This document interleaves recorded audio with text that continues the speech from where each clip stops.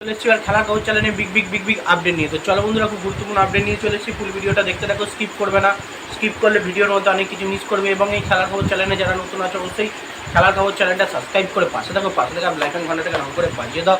বেশি বেশি লাইক এবং কমেন্ট করে দাও, যাতে মোটিভেট হয়ে তোমাদের এই খেলার খবর চ্যানেলে এই ফার্স্ট আপডেট দিতে পারি। তো চলো বন্ধুরা, ফার্স্ট যে আপডেটটা নিয়ে কথা হলো, খুব গুরুত্বপূর্ণ আপডেট তোমাদের শেয়ার করতে চলেছি ভিডিওর মধ্যে। তো ফার্স্ট আপডেটটাই হচ্ছে এমবিএসজিসিবির নিউ প্লেয়ার অ্যালেক্স সাজিকে নিয়ে। তো অ্যালেক্স সাজি কিন্তু কালকে থেকে প্র্যাকটিস সেশনে নেমে পড়েছে, মোহনবাগান প্র্যাকটিস সেশনে, এবং অসাধারণ তাকে একটা লাগছে মোহনবাগান প্র্যাকটিস জার্সি গায়ে। এবং তিনি কিন্তু মাঠে নেবেই কিন্তু একটা বড় বার্তা দিয়েছেন যে তিনি চান যে ডার্বি ম্যাচ তিনি খেলবেন, মানে মোহনবাগান হয়ে অ্যাজ এ ডিফেন্ডার হিসেবে অবশ্যই ডার্বি ম্যাচ তিনি খেলতে চান। যদি কোচ তাকে পছন্দ করে অবশ্যই তিনি চান যে আমি প্রথম ধাপ বা সেকেন্ড ধাপ থেকে নামলেও কিন্তু আমি ডার্বি একটু খেলতে চাই, ডার্বির ছোঁয়া পেতে চাই। ডার্বি মানে আমরা জানি, যখন মোহনবাগান ইস্টবেঙ্গল খেলা হতো তখন আমরা শুনেছি বা দেখেছি, কোনো দিন খেলিনি, ডার্বি উন্মাদনা প্রচুর হয়, প্রচুর পরিমাণে দর্শক সমর্থক হয়, প্রচুর পরিমাণে একটা টাইট কল থাকে, টাইট খেলা থাকে, 50-50 চান্স থাকে, কেউ কাউকে ছাড়ে না। তো সেই জন্য আমি ডার্বি ম্যাচ খেলতে চাই। আমি খুব আশাবাদী ডার্বি ম্যাচ খেলবো এবং ডার্বি ম্যাচে ভালো পারফরমেন্স করব মোহনবাগানের জার্সি গায়ে, এমনই কিন্তু বার্তা তিনি দিয়েছেন। তিনি কিন্তু বলেছেন যে আমি সেকেন্ড ধাপ হলেও কিন্তু একটু হলেও আমি ডার্বিতে নামতে চাই। যদি প্রথম থেকে রাখে তো অবশ্যই খুবই ভালো, আমি আমার ইচ্ছা পূরণ হবে। এবং তার সঙ্গে সেকেন্ড ধাপেও যদি নামায় তাও আমার ইচ্ছা পূরণ হবে, মানে ডার্বিতে মোটামুটি আমি কিছু সময় হলেও আমি খেলতে চাই, এমনটাই কিন্তু বার্তা দিয়ে গেছেন অ্যালেক্স সাজি কালকে প্র্যাকটিস সেশনে নেমে। তো নেক্সট যে আপডেটটা নিয়ে কথা হলো, খুব গুরুত্বপূর্ণ আপডেট, সেটা হচ্ছে এমবিএসজিসিবির কোচ পানাজিওটিসকে নিয়ে। এমবিএসজিসিবির কোচ পানাজিওটিস কিন্তু একটা দুর্দান্ত রাগী কোচ, মানে প্রচণ্ড রাগী কোচ। বেসিক্যালি কালকে যা কোচিং করিয়েছে, যে খবরটা এসছে আমাদের কাছে, প্রতিটা প্লেয়ারকে কিন্তু পাসিং শিখিয়েছে, বল ড্রিবলিং করিয়েছে, ভালো করে পাস দেওয়ানো শিখিয়েছে, শট ভালো করে দেওয়ানো শিখিয়েছে। মানে যেখান থেকেই যে একটা ভুল করছে সঙ্গে সঙ্গে তার কাছে যাচ্ছে, সোজা স্ট্রেক তাকে পুরোপুরি মানে রেগে গিয়ে তার উপর চড়াও হচ্ছেন, তাকে ভালো করে বোঝাচ্ছেন যে এই মারলে হবে না, এরকম মারতে হবে। তার পরক্ষণে কিন্তু সেই প্লেয়ারটা সঠিকভাবেই বল মারছেন এবং সঠিকভাবেই বল পাসিং করছেন। যেমন আপুয়া থেকে, মনবীর থেকে শুরু করে, লিস্টন থেকে শুরু করে প্রতিটা প্লেয়ারের কাছে কিন্তু কালকে আশিস রায় থেকে শুরু প্রতিটা প্লেয়ারের কাছে কিন্তু ছুটে গেছেন। আমরা দেখেছি সিনিয়র প্লেয়ারদের কাছে প্রচুর পরিমাণে ছুটে গেছেন।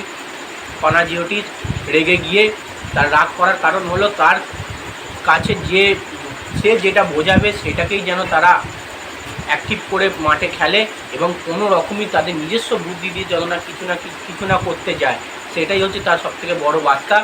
কারণ কোনো রকমই তিনি চান না ভুল হোক, মানে যেটা ভুল হচ্ছে সঙ্গে সঙ্গে তিনি ছুটে যাচ্ছেন, রেগে গিয়ে তাকে বোঝাচ্ছেন, গিয়ে সে পরক্ষণে কিন্তু ভালো পারফরমেন্স করছে। লিস্টন কোলাসোর মতো প্লেয়ার আমরা দেখতে পাচ্ছি। মানে এরকমই একটা জিনিস চাই, কোনো রকম ভুল করতে দিলে চলবে না, তারা মাঠেতে যেন সঠিক পাস সঠিক শট মারতে পারে, সেরকমই কিন্তু একটা টার্গেট নিয়েছে পানাজিওটিস। এবার নেক্সট যে আপডেটটা নিয়ে কথা বলবো, খুব গুরুত্বপূর্ণ আপডেট, সেটা হচ্ছে কলকাতায় কিন্তু পা রেখে ফেললেন ইবিএফসি শিবিরের প্রথম বিদেশি প্লেয়ার ড্যানি র্যামিরেজ। তো ড্যানি র্যামিরেজ কিন্তু কলকাতায় চলে এসছে। আশা করছি ড্যানি র্যামিরেজ কিন্তু ডার্বি খেলবে। ইস্টবেঙ্গলের হয়ে খবর সূত্রে জানা যাচ্ছে দুটো বিদেশি কিন্তু ডার্বি খেলার চান্স আছে, একটা হচ্ছে ড্যানি র্যামিরেজ, একজন হচ্ছে মোহাম্মদ রাশিদ, এবং মোহনবাগানের হয়ে খেলার চান্স আছে ড্রাচিচের। তো দেখা যাক ড্যানি র্যামিরেজ ইস্টবেঙ্গল এফসি শিবিরের জার্সি গায়ে কতটা ভালো পারফরমেন্স করে। তিনি কিন্তু কলকাতায় পা রেখে দিয়েছেন দুর্দান্তভাবে, প্রচুর সমর্থক তাকে ওয়েলকাম জানাতে গেছিল কলকাতা বিমানবন্দরে। তো যাই হোক, আর নেক্সট এবং লাস্ট আপডেট যেটা নিয়ে কথা বলবো, সেটা হচ্ছে এআইপি প্রেসিডেন্ট কল্যাণ চৌবের তরফ থেকে গুরুত্বপূর্ণ একটা খবর বা ঘোষণা এসছে। 12টা ক্লাব কিন্তু টাকা জমা দিয়েছে আইএসএল খেলার জন্যে। এখনও পর্যন্ত দুটো ক্লাব টাকা জমা দেয়নি। দুটো ক্লাব টাকা জমা দেয়নি, তাদের মধ্যে আছে ইন্টারকাশি জামশেদপুর। বেঙ্গালুরু এফসি টাকা জমা দিয়েছে, ইস্টবেঙ্গল টাকা জমা দিয়েছে, মোহনবাগান টাকা জমা দিয়েছে, গোয়া টাকা জমা দিয়েছে, তারপরে তোমার Delhi FC sporting club Delhi টাকা জমা দিয়েছে, চেন্নাইন এফসি টাকা জমা দিয়েছে, মোহামেডান টাকা জমা দিয়েছে। তো এরকম প্রচুর ক্লাব কিন্তু টাকা জমা দিয়ে দিয়েছে, প্রায় মোট 12টা ক্লাব টাকা জমা দিয়েছে। কেরালা ব্লাস্টার টাকা জমা দিয়ে দিয়েছে, কিন্তু জামশেদপুর আর ইন্টারকাশি এখনও পর্যন্ত টাকা জমা দেয়নি। একটা সময়সীমা বাঁধা আছে, যদি না এই দুটো ক্লাব টাকা জমা দেয় তাহলে কিন্তু প্রায় 12টা দলেরই কিন্তু আইএসএল হবে। আর যেটা খবর সূত্রে জানা যাচ্ছে জামশেদপুর অবশ্য টাকা জমা দিয়ে দেবে এবং ইন্টার কাশিরটা কিন্তু 50-50 হয়ে আছে। ইন্টার কাশিরটা কিন্তু বোঝা যাচ্ছে না তারা টাকা জমা দেবে কি দেবে।